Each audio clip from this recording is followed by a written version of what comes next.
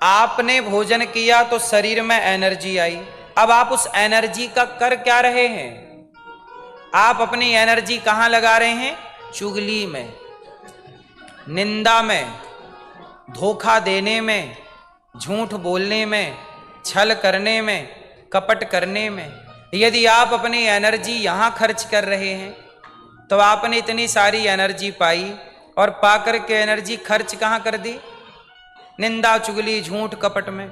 जबकि हम भोजन इसलिए करें कि भोजन करने के बाद शरीर को जो शक्ति मिलेगी वो सारी शक्ति भगवान के चिंतन में लगाएंगे, ईश्वर के ध्यान में लगाएंगे, तब ना जाके वो शक्ति कन्वर्ट होगी भक्ति में।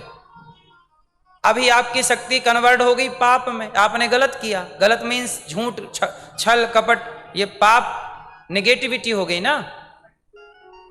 इसलिए कहता हूं कि पहले तो ये देखो कि आपको जो एनर्जी मिल रही है वो गुड एनर्जी है कि बैड एनर्जी है। पहले तो ये चेक करो। आप यदि गुड एनर्जी पा रहे हैं तो गुड एनर्जी कहां से आएगी? गुड फूड से। गुड फूड क्या है कि आपने यदि अच्छा सात्विक भोजन किया है, भोग लगा के पाया, तो उस प्रसाद से आपकी एनर्जी प्रभु की ओर खींचेगी। और आपने गलत भोजन किया, गलत चीजों से पेट भरा, तो वो एनर्जी आपको गलत दिशा में ले जाएगी, क्योंकि वो एनर्जी ही गलत है।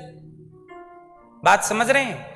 मछली खाके, मुर्गा की टांग खाके जो एनर्जी आपको मिलती है वो एनर्जी ईश्वर की तरफ कैसे ले जाएगी आपको? बैड एनर्जी है वो, तो आपको गलत दिशा में ले जाएगी। बोलो हाँ। दाल, चावल, सब्जी, रोटी का जब आप भोग लगा के भगवान को खाते हैं तो वो गुड एनर्जी है। वो एनर्जी आपको ईश्वर की ओर ले जाएगी, वो इस एनर्जी आपसे पुण्य कराएगी। और जो बैड एनर्जी है वो आपसे पाप कराएगी। हाँ या ना? तो पहले तो ये चेक करिए कि आप एनर्जी कहां से पा रहे हैं, प्राप्त कर रहे हैं, वो एनर्जी क्या है। देखो एक बात बताओ, शरीर को चलाने के लिए कितनी कैलोरी चाहिए, कितनी एनर्जी चाहिए? उतनी एनर्जी हमें रोटी से, चावल से, फल से, बादाम, पिस्ता, काजू से मिल सकती है। तो ये सात्विक फूड है, तो क्यों ना हम एनर्जी यहां से ग्रहण करें और इस एनर्जी को पाके परमात्मा का चिंतन करें। अब कुछ लोगों को क्या चाहिए, जैसे कुछ लोग भोगी विलासी होते हैं, तो भोगी विलासी लोगों को ना ज्यादा एनर्जी चाहिए होती है। समझो, भगवान के भक्त को एनर्जी कम चाहिए होती है। कम एनर्जी में भक्ति हो सकती है। इसलिए संत लोग एक टाइम खाते हैं। संत लोग कितनी बार खाते हैं? एक बार। क्योंकि एक बार खा लिया, इतनी एनर्जी मिल गई कि दिन भर भजन हो सकता है। एक बार मोबाइल चार्ज कर लिया, दिन भर चलो, दिन भर राम राम राम राम। अब अपने को करना क्या? सीताराम, भगवान का चिंतन, सीताराम सीता, ईश्वर से कनेक्टिविटी। ठीक है, तो हमारा एक टाइम के भोजन करने से कनेक्टिविटी हो सकती है। इसलिए संत लोग लहसुन प्याज तक नहीं खाते। लहसुन प्याज क्यों नहीं खाते? लहसुन प्याज तामसी है। आपके लिए हम मना नहीं कर रहे हैं, हम केवल संतों की भावना बता रहे हैं कि संत लोग कहते हैं कि हमारा तो देखो चना चबा लिया, मुट्ठी दो मुट्ठी चने खा लिए, चने, फूले हुए चने, अंकुरित स्प्राउट्स इत्यादि चने खा लिए, थोड़ी अंकुरित दाल खा ली, थोड़ा सा 2 रोटी खा ली, और दिन भर के लिए चिंतन भगवान का चालू। अब आप लोग क्या कर, उनकी शक्ति कहां जा रही है? चिंतन में। उनकी पूरी शक्ति सेफ है। आपकी शक्ति कहां जाती है? थोड़ा गुस्सा करना होता है आप गृहस्थों को। सबसे ज्यादा शक्ति खर्च होती है क्रोध करने में। सबसे ज्यादा एनर्जी कहां लगती है? क्रोध। जब आपको गुस्सा आता है ना, पूरा शरीर लाल हो जाता है, एनर्जी है। दिन भर आप लोग आंखें खोले टुकुर टुकुर टुकुर टुकुर देखते हैं, आपको क्या लगता है आंखों से एनर्जी बाहर निकलती है कि नहीं? जब आप सवेरे जागते हैं तो फ्रेश होते हैं, एनर्जी ज्यादा होती है सुबह मॉर्निंग में। क्यों? क्योंकि पूरी रात से आप सोए थे, आंखें बंद थी, एनर्जी सेफ रही, कहीं निकली नहीं। आंखें खोलना भी एनर्जी वेस्ट करना। इसलिए संत लोग आंखें बंद करके ध्यान लगाते हैं कि वो एनर्जी बची रहे। आप, ये बहुत सूक्ष्म विज्ञान है, आप समझ पा रहे हैं कि नहीं मुझे नहीं पता।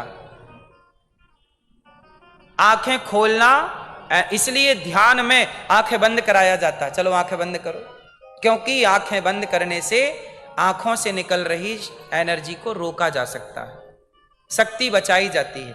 तो संत लोग अपनी थोड़ी शक्ति को परमात्मा में लगाते हैं तो थोड़े में गुजारा हो जाते, उन्हें लहसुन प्याज खाने की जरूरत नहीं पड़ती। वो तो थोड़ा सात्विक खा लिया, अंकुरित अनाज खा लिए और 2-4 रोटी मिल गई, भिक्षा में थोड़ा चावल मिल गया, बहुत है। अब आप लोगों को क्या करना है? आप लोगों को गुस्सा भी करना होता है, 1-1 घंटे निंदा करना है, चुगली, तो बोलने में बहुत एनर्जी लगती है, हाँ या ना? फिर आपको क्या करना है? भोग विलास भी करना है, सांसारिक सुख भी लेने हैं, तो सबसे ज्यादा एनर्जी भोग विलास में खर्च होती है। अब जब आपको भोग विलास का सुख लेना है तो एनर्जी तो वेस्ट हो रही है। अब उसके लिए आपको क्या करना पड़ता है? ढेर सारा खाना पड़ता है। खाओ और खा के शक्ति इकट्ठी करो और उसे भोग विलास में लगाओ। तो वो शक्ति, कई लोग तो इंजेक्शन लगवाते हैं, हाँ या ना? हमने सुना है। तो इंजेक्शन किस बात के लिए? केवल भोग विलास के सुख के लिए। समझिएगा कि व्यक्ति इस शरीर से भोग विलास का भी सुख ले सकता है, और लेके पाओगे क्या? ले तो रहे हो, क्या पा गए अब इस शरीर से? क्योंकि ये शरीर अब धीरे धीरे, आप कितना भी बेहतर खाओ, पर एक टाइम बाद ये शरीर जर्जर होगा, थर थर थर थर कांपोगे आप, चलते समय कांपने लग जाओगे, सदा जवानी ना रहेगी। बोलो हाँ। इसलिए अपनी शक्तियां अब भोगों में ना लगाओ, अब अपनी शक्तियां भजन में लगाओ। हमारी नाभि शरीर का केंद्र है, मध्य प्रदेश। शरीर का केंद्र बिंदु क्या है? बोलो, नाभि। अब यहां देखना नाभि को, नाभि से कुछ एनर्जी ऊपर जाती है, तो जो एनर्जी ऊपर जाती है वही बनती है उपासना। क्या बनती है?